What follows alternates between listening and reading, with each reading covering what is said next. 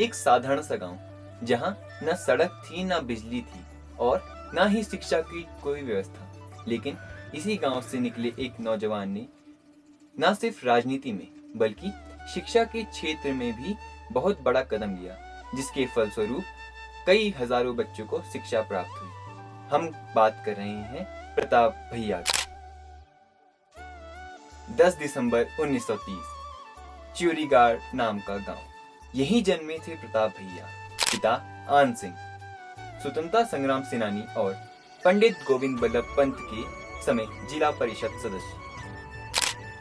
गांव में शिक्षा की कोई सुविधा नहीं थी। छोटे प्रताप को पढ़ने के लिए गांव छोड़ना पड़ा और ओखलकांडा, फिर रामगढ़। यहीं संत नारायण स्वामी के सानिध्य में मानवता और सादगी का असली अर्थ सीखा।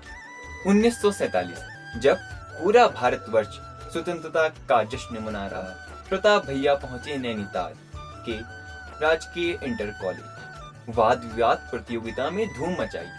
3 हिंदी और 1 अंग्रेजी बहस में प्रथम स्थान और पुरस्कार खुद भारत रत्न पंडित गोविंद बल्लभ पंत के हाथों। इसके बाद लखनऊ विश्वविद्यालय, BA, MA, LLB, DPEd और ITD। लेकिन सबसे अहम आचार्य नरेंद्र देव के समाजवादी विचारों का गहरा असर। यही वह दौर था जब प्रताप भैया का जीवन एक नई दिशा लेने वाला था। 1957 जब सभी युवक अपने कैरियर के बारे में सोच रहे होते थे, तब प्रताप भैया बन गए उत्तर प्रदेश विधानसभा के सबसे कम उम्र के विधायक। और सिर्फ 10 साल बाद यानी 1967 में वे कुमाऊं के सबसे कम उम्र के कैबिनेट मंत्री भी बने। लेकिन उनका असली इम्तिहान राजनीति में नहीं बल्कि जमीन पर था। चुनाव प्रसार में न बड़े मंच, न पैसे की ताकत। रिक्शे पर बैठकर खुद ही माइक से घोषणा करते, आज प्रताप भैया की सभा होगी। लोग सोचते, ये घोषणा करने वाला लड़का है। एक मुस्लिम बाहुल्य क्षेत्र में अपने ही पिता कांग्रेस का समर्थन कर रहे थे। लेकिन प्रताप भैया ने जाति और मजहब की दीवारें तोड़ी और जनता ने उन्हें सिर आंखों पर बैठाया। कैबिनेट मंत्री बनने के बाद भी उनका व्यवहार वही रहा। कहते थे, अब मैं जनता का सेवक हूँ।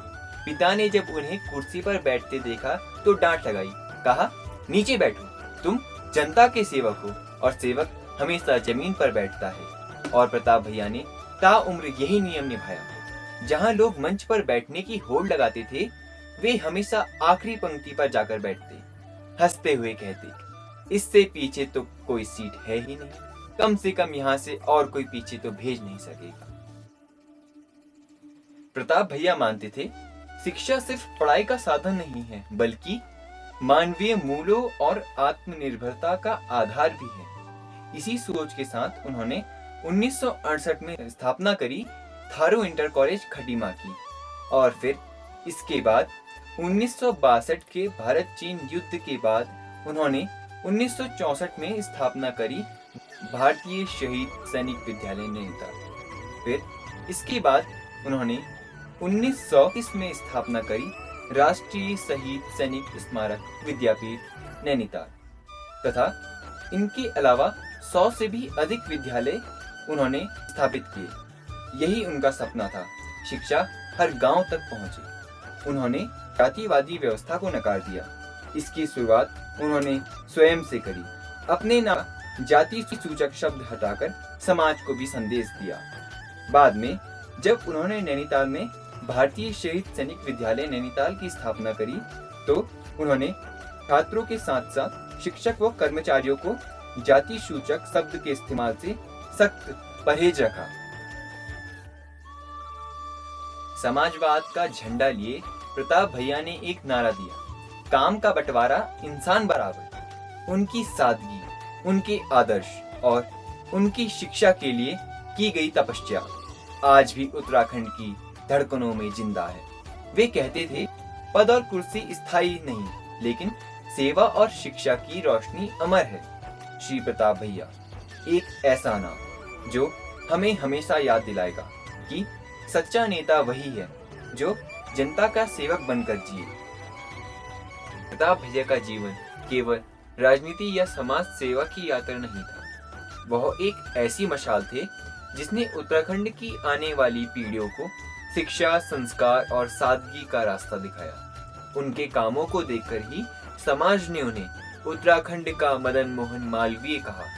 उन्होंने यह सिखाया कि सत्ता का असली अर्थ है सेवा और शिक्षा का असली उद्देश्य है समाज को नई दिशा देना।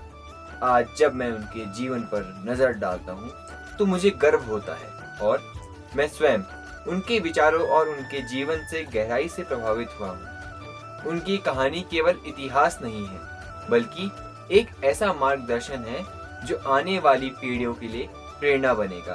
धन्यवाद।